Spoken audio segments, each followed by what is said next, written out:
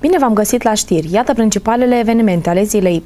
Pe 22 septembrie a avut loc ședința extraordinară a Consiliului Local din Rădăuți, în aceeași atmosferă plină de șicane și ironii politice. Pe ordinea de zi au fost dezbătute 15 proiecte, dintre care doar 6 au primit aviz favorabil. Vă rog să dați citire ordinii de zi, de care am deschis subiectul. Da, având în vedere că majoritatea cursurilor au primit materiale, eu zic că ordinea de zi este conform invitației care aveți prins în materiale și nu cred că este necesar. Domnul consilier, când o să vă dea președinte ședință, nu faceți dumneavoastră mie observație. Păi atunci respectați regulamentul. Vă rog frumos, terminați, Da? dați citire de ordine de zi. Eu nu primesc dispozițiile dumneavoastră. Eu v-am spus că există, ați primit invitații, aveți materialele aici și aveți tot ordinea de zi. Da? Dacă te vine neapărat să știu, o știți, nu e problemă. Da? Citire tot. Dacă vor cu domnul consilier sau... Dacă vor cu domnul consilier sau... Da. Domnul Carcarite, să știți? Dar neapărat că așa Da? spune legea 115, la articolul 43. 115 legea? Care e 115? 215, A, nu 143. Vă rog frumos să terminați cu dialogul și vă rog frumos. Nu cred că ați venit porniți pe scandal. Da, bine. Procesul verbal din ședința de 25.08. Procesul verbal din ședința din 1.09.2016. Proiect de hotărâri privind desemnarea prezidenței Consiliului Local al Municipiului Rădăuți, Autoritatea Deliberativă a Administrației Publice Locale în Comisie de Concurs pentru ocuparea punctului director, respectiv director adjunct Unității de Învățământ Preuniversitar. Proiect de hotărâri privind modificare și completare HCL 124 din 807-2016 privind numirea unor consilieri în comisiile de administrație ale unităților preuniversitare de învățământ din municipiul Rădăuți, Consiliul de Administrație al Spitalului Municipal Rădăuți și reorganizarea comisiilor mixte la nivel de OAT. Proiect de hotărâri privind repartizarea în regim de închiriere a unor locuințe din ansamblu de locuințe ANL destinate închirierii către personalul din domeniul sănătății. Proiect de hotărâri privind stabilirea costului mediu lunar de întreținere pentru o persoană vârstnică și a contribuției lunare de întreținere datorate de persoane vârstnice sau de către susținătorii legale ai persoane vârstnice asistate la termenul pentru persoane vârstnice pentru anul 2016. Proiect de hotărâre privind aprobarea închirierii prin licitație publică a terenului de sport situat în incinta Școlii Generale numărul 2. Proiect de hotărâre privind atestarea apartenenței la domeniul privat a municipiului Rădăuți. Proiect de hotărâre privind modificarea regulamentului de serviciu de salubrizare a municipiului Rădăuți. Proiect de hotărâre privind modificarea și completarea HCL 85-2704-2016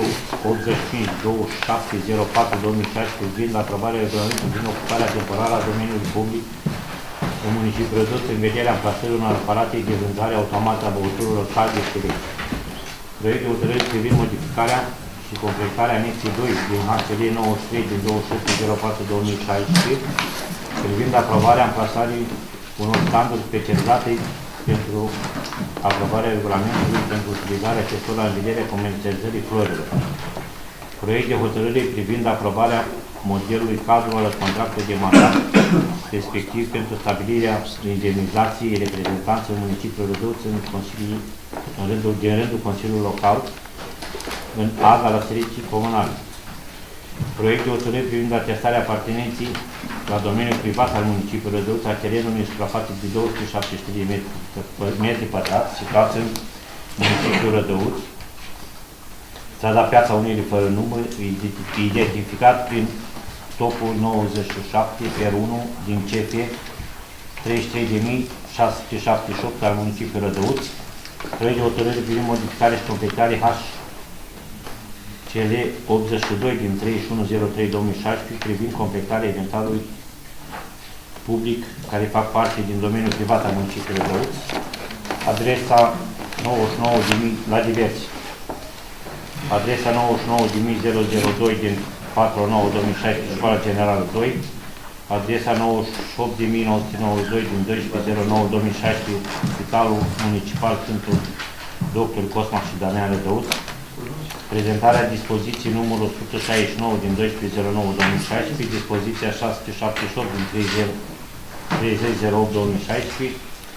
dispoziția 683 din 1.09.2016, adresa numărul 98.992 din 9.09.2016 a numitului Motrescu Iosif, adresa numărul 98.989 din 6.09.2016 a numitul Vlădean Ruben Andrei, adresa numărul 98.984 din 1.09.2016 Mosu Valentin Petru, adresa numărul 98.981 din 31.08.2016 Ciobaniuc Radu și Ciobaniuc Domnica, adresa numărul 99.009 din 16.09 a domnului consilier Andronache Traian, adresa numărul 98.882 din 14.07.2016 Serviciu Taxe și Impozite, referatul numărul 98.996 din 12.09.2016 secretarul municipiului Craf privind la obiecțiunii de legalitate HCL 861 din 1.09.2 privind respingerea proiectului de hotărâre privind modificarea și completarea HCL 82 din 31.03 privind completarea inventarului bunului care face parte de domeniul privat al municipiului Rădăuț, referatul 98.997 din 12.09.2016 secretarul municipiului, referat privind la obiecțiunile de legalitate HCL 155 din 1.09.2016 privind respingerea proiectului de retragerea dreptului de folosință gratuită asupra terenului atribuit doamnei Damian Vasilica și atribuire către domnul Andruseac Adrian Viorel. Și acum să citesc ordinea suplimentară, cum am mai părut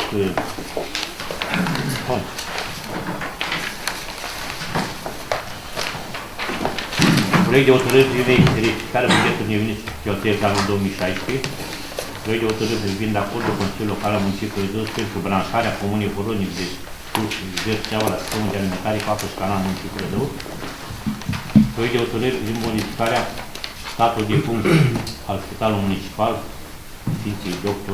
Cosma și Damian din Municipiul Rădăuț. General Sabeta să renunța, da? N-ați făcut să și executați. Vă rog frumos, domnul Băgan. Dar de ce dați cuvântul? Dacă vorbește de mine, cine se incită? Vă rog frumos să vă scot afară. Cum vă permiteți dumneavoastră să jigniți Consiliul? Cum poți spune? Cum vă permiteți dumneavoastră? De cum poți spune? Domnule, e o chestiune de bun simț, vă rog frumos. Nu vă permite nimic să veniți în Consiliu, să faceți la Consiliul nesimț. Veniți numai ca să faceți... Hai, vă rog frumos. Da. Bine. Deci, eu n-am spus de pierdere, am spus că servicii comunale la ora actuală are 385 de miliarde de vechi datorii, dintre care datorii la bancă 30 de miliarde de vechi. Restul nu știu unde. Deci, v-am explicat să faceți... Nu, mică, picați. domnule, vă rog frumos să luați loc. Nu știți. Vă rog să luați loc. Deci chestiunea nu, luați locul, va fi altă discuție. Și ce am înțeles eu acum, dumneavoastră dați vina pe cetățeni, că scot mizeria afară. Nu, așa este. Nu dau vina, deci așa este. trebuie, noi suntem în slujba cetățeanului, suntem în slujba rădăuțeanului, suntem pentru ei, nu ne spunem noi că îi scoate cu noi afară. Dar ce să facă domnul Băleacu? Deci noi nu avem... Domnul Băleacu, dumneavoastră nu cunoașteți nicio legislație în vigoare. Eu vă spun că la ora actuală, Serviciul Comunal are autorizație pentru depozit de groapă provizor numai pentru deșeuri menajere. Din nou un amendament la proiectul de hotărâre numărul 99.014 pe 16.09.2016. Titlul va avea forma privind aprobarea modelului cadru al contractului de mandat pentru reprezentanții municipiului Rădăuț în adunarea generală a acționarilor AGA la Serviciul Comunale ESA. Se elimină articolul 3 și se renumerotează corespunzător articolele următoare. Deci este o ordonanță în care nu se mai plătește AGA. Este vorba de ordonanță de urgență 53, publicată în monitorul oficial 725 din 20/9/2016. De marți. Mai a fost aprobată. El am scris țircul. 14 septembrie. Nu articolul. Da, deci, într-un cuvânt, reprezentanții Consiliului Local nu Naga nu dispune de nicio ban, nu de nicio situație materială. Aviz amatorilor sau cine s-a luptat pentru a tine. Ați văzut, la domnul Carcalete au votat, PSD au votat în masă. Poate dacă era alt reprezentant al PNL-ului, era același lucru. Noi suntem vinovați deciziile care le iau pentru reprezentarea PNL-ului. Domnul consilier, deci nu desemnați dumneavoastră vecinii Uniunii. Nu, dar noi suntem legitimi. Strict al PNL. Noi votăm. PSD-ul vecinii nominalizăm noi sau nu? Păi, Eu vorbesc. eu n-am fost Vă rog terminat și... frumos, v-ați așezat jos.